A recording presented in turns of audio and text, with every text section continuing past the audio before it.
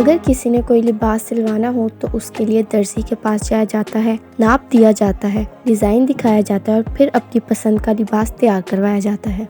लेकिन जीन्स की बात की जाए और जीन्स पहनने का शौक़ हो तो इसकी तैयारी के लिए मखसूस माहिर कारीगर ही चाहिए होते हैं। इसीलिए लोग ज़्यादातर बनी बनाई जीन्स खरीदते हैं। जीन्स ज़माने जदीद के लिबासों में से एक लिबास है जो बच्चों, नौजवानों और शोबिस के लोगों में ख़ास तौर पर मकबूल है। जदीद नीली जीन्स 1873 में अमरीकी दर्जी जैकब डब्ल्यू डेविस ने मुतारिफ करवाई थी। जिस तरह जीन्स का कपड़ा यानी डेनिम बनने का अमल दूसरे कपड़ों के मुकाबले में मुख्तलिफ होता है, इसी तरह जीन्स की सिलाई भी खास तरीके माहिर कारीगरों और जदीद मशीनों की मदद से होती है। जिस मियार की जीन्स पाकिस्तान में तैयार होती है वो बहुत कम ममालिक में बनती है। यही वजह है कि पाकिस्तान की जीन्स यूरोपीय ममालिक समेत दुनिया भर में मकबूल है और पाकिस्तान जीन्स बरामद करने वाले ममालिक में तीसरे नंबर पर आता है। पाकिस्तान में छोटे बड़े सैकड़ों कारखानों में आलमी मियार की जीन्स तैयार की जाती है। जीन्स की तैयारी एक पेचीदा, मुश्किल और तवील काम है जो कि बहुत से कारीगर स्टेप बाय स्टेप मिलकर अंजाम देते हैं। ये मैंने फैक्ट्री अपना आज से 6 साल पहले शुरू की थी और फैक्ट्री पे तकरीबन ये काम शुरू करने से कुछ 40 लाख रुपया लागत आई थी और इसमें काम फर्स्ट टाइम शुरू करने में प्रॉब्लम तो थी, लेकिन अब अल्हम्दुलिल्लाह ठीक है। मशीनरी पे तकरीबन 40 लाख रुपया लागत आई है और इसे शुरू करने का तरीकाकार ये है कि हम फैब्रिक लेके गारमेंट्स जो है वो प्रॉपर तरीके से उसका रीचेक करके तो फिर उसको हम बना के देते हैं, तो मार्केट में सेल करते हैं, लोकल मार्केट में। तो लिहाजा ये काम ठीक है, अच्छा है और इसमें कोई परेशानी वाली बात नहीं है। ये मेरे पास तकरीबन 50 मशीनें लगी हुई हैं और इस पे जो है 50 ऑपरेटर बैठे हुए हैं जो काम करते हैं और इसके ऊपर जो स्टाफ है मेरे पास तकरीबन 12 आदमी है। तो ये डेली वेजेस पे ये काम करते हैं और इसका तकरीबन ये पर डे 800 पीस गारमेंट जो है वो प्रोडक्शन निकालते हैं। तो ऐसे ही हम ये इसको फिर वॉश करते हैं, वॉश करने के बाद हम इसको फिनिश करते हैं, फिनिश के बाद ये मार्केट में जाता है। एक्सपोर्ट का जो काम है ये बेहतर है, लेकिन मेरा जो काम है वो लोकल पैरामीटर पे है। एक्सपोर्ट हो अगर तो ये ज़्यादा फ़ायदेमंद है। हमारी जो जीन्स है पाकिस्तानी, ये बेहतरीन आलमी मार्केट में इसकी अपना अच्छी प्राइस मिलती है क्योंकि ये प्योर काटन और लैक्रे में इस्तेमाल होती है। हमारा गारमेंट जो है ये पूरी मार्केट में बेहतरीन गारमेंट है, इसकी रीसेल वैल्यू अच्छी है। टाइम में इसमें ये तकरीबन मेरा ख़्याल है कोई स्टिचिंग, कटिंग और स्टिचिंग में ये तकरीबन 1 घंटा लगता है एक गारमेंट बनने में।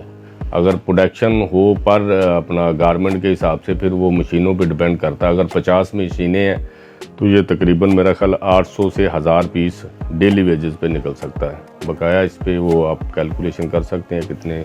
सबसे पहले जीन्स की तैयारी के लिए मंगवाए गए कपड़े के छोटे टुकड़े कटिंग डिपार्टमेंट को भेजे जाते हैं, मगर कटिंग से पहले कपड़े पर मखसूस निशानात लगाए जाते हैं और इसके बाद कपड़े को धुलाई के लिए भेज दिया जाता है। कटिंग के लिए मखसूस मशीन का इस्तेमाल किया जाता है जिसे हर कोई नहीं चला सकता, बल्कि इसके लिए एक मखसूस कारीगर होता है। जीन्स की कटाई के अमल में एक अहम बात यह है कि जदीद मशीनों की मदद से माहिर कारीगर एक वक्त में कितने ही टुकड़ों की कटाई कर लेता है। जीन्स के तमाम हिस्सों की अलग अलग सेटिंग मतलब यूनिट लगाए जाते हैं। मुख्तलिफ हिस्सों की कटाई के बाद इस पर नंबर डाल दिए जाते हैं। पाकिस्तानी कारीगरों की यही महारत दुनिया भर में इन्हें दूसरों से मुमताज करती है। इसीलिए दुनिया भर के मुख्तलिफ बड़े ब्रांड्स पाकिस्तान की तैयार करदा जीन्स को फोकियत देते हैं। कटिंग का अमल करने के बाद कटे हुए कपड़ों के बंडल को स्टिचिंग डिपार्टमेंट में भेज दिया जाता है, जहाँ पर दीगर मुख्तलिफ हिस्सों की सिलाई करते हैं। जीन्स की तैयारी का काम एक चेन सिस्टम की सूरत में किया जाता है। हर सेटअप का एक अलग यूनिट मुकर्रर होता है। चेन सिस्टम में काम करने की वजह से कितनी ही जीन्स कम वक्त में तैयार हो जाती हैं।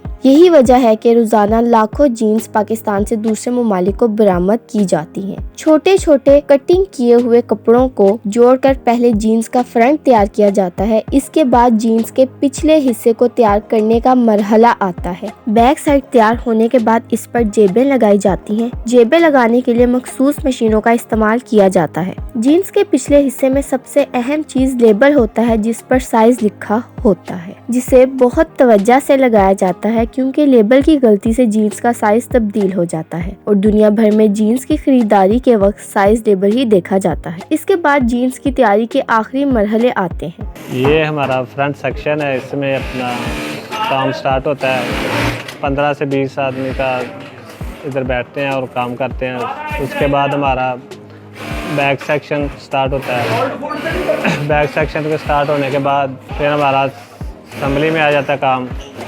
उसके बाद मुख्तलिफ ऑपरेशन होते हैं, वेस्ट बेल्ट वगैरह, बॉटम एंड क्लोज, पार्टेक और काज वगैरह के बाद पीस कंप्लीट हो जाता है। सबसे आखिरी अमल बोटिक का होता है। बोटिक इस इजाफी सिलाई को कहते हैं जो न सिर्फ जीन्स की ज़ाहिरी शक्ल को बेहतर करता है बल्कि सिलाई को पायदारी बख्शता है। ये अमल जेबों और वेस्ट बैंड वगैरह के कोनों पर किया जाता है। अब जीन्स मुकम्मल तैयार हो चुकी है। इसे अब एक मर्तबा फिर फाइनल क्वालिटी चेकिंग के लिए भेजा जाएगा। मुकम्मल पीस तैयार होने के बाद कई अफराद क्वालिटी चेकिंग का काम सरंजाम देते हैं। ये लोग जीन्स तैयार होने के बाद इसे चेक करते हैं और इसमें निकले हुए धागों को काटते हैं। इसके बाद सारी जीन्स को नंबर और टैगिंग के मुताबिक रखा जाता है ताकि हर साइज क्लियर हो जाए। इसके बाद इसे वॉशिंग के लिए भेजा जाता है। इसके बाद कारीगर क्लाइंट की डिमांड के मुताबिक इस पर डिजाइन करते हैं। फिर डिजाइन के मुताबिक इस पर शाइन और शेड देने के लिए मशीन में डाल देते हैं। फिर इन सब के बाद ये फिर वॉशिंग के लिए जाएगा और इस बार इसकी वॉशिंग डिजाइन के मुताबिक होगी, जिससे तरह तरह के डिजाइन के रिजल्ट्स जनरेट होते हैं। सारे अमल से गुजरने के बाद जीन्स को प्रेसिंग के लिए भेज दिया जाता है, जहां इस्त्री करने के बाद टैग लगाए जाते हैं और इससे पहले जीन्स को क्लाइंट के लिए पैक किए जाए तमाम जीन्स को बारी बारी नीडल डिटेक्टर से गुजारा जाता है, जिसका मकसद सेफ्टी होता है। क्वालिटी होने के बाद पीस